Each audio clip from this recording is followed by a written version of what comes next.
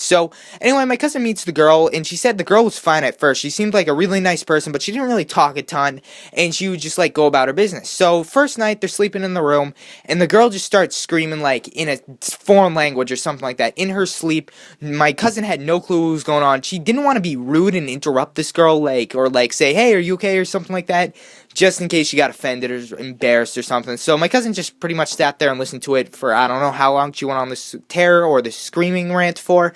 But anyway, after that, like the next day, like my cousin's just like, oh, did you sleep okay last night? And she's like, oh yeah, I slept fine, and so on. So anyway, a couple days go by, and my cousin starts getting up early in the morning because, of course, she does at the college that she went to. It's in Connecticut. She rode on the crew team, so they have like 5 o'clock in the morning practices and stuff like that. So she's got to be up at like 4 o'clock or something like that to get ready for the day. So she gets up at 4 o'clock. The girl is still asleep, and she's just on her computer or something, finishing up some schoolwork. And she says the girl sat up in her bed just randomly and like did this like weird zombie turn look. Like if you guys ever seen Toy Story, I'm pretty sure this might have been a scene in Toy Story 1 where like one of the toys' heads just turns like 90 degrees, like, and just is like says something creepy in like a creepy voice. Well, that's pretty much what this girl did. She just sat up in bed, turned at my cousin, and said, "Why do you hate me?" Just like that. And my cousin's like, I'm sorry. And she's like, "You hate me. You threatened to kill me." And like my cousin has no clue what the heck this girl's talking about because my cousin didn't do anything to the girl. So she's like, are you okay? Are you okay? And then the girl's like, "You hate me." And just stuff like that. It was kind of weird. So my cousin's like, all right, you should just probably go back to bed. And she's like, "Why don't you like me?" And then my cousin's like, "Yeah, I like you. You're okay. You're my friend." And she's like, "Oh." And my cousin's like, if you're up for the day, we could go get breakfast or something." And the girl's just like, "You hate me. Why are you mad at me?" Just like in this weird voice.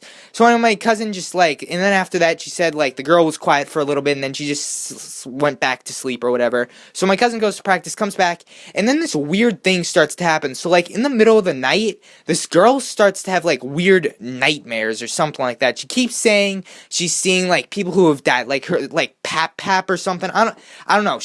My cousin kept saying that she was screaming about her grandfather or something, or seeing her grandpa or something named like Pop or Pap. I don't know what she called her grandfather, but she would scream about him. It was like, it's almost like, my cousin said it almost reminded her of like PTSD from the military. Like, you know how like when military guys come back from like Iraq and Afghanistan, some of them struggle with like post-traumatic stress disorder, which is basically when they just keep, I don't know, I've never experienced it. I don't know anyone that has experienced it, but it's kind of like maybe like certain like things trigger old memories that kind of freak you out. So I don't know if this girl had that. I highly doubted it. Maybe like, I don't know. But anyway, so then the girl the girl wakes my cousin up one morning. She's like, I see something. And like my cousin's like, well, what's going on? And my cousin's really trying to be as nice as possible to this girl because she does know there's something wrong with her. So she's like, I see something.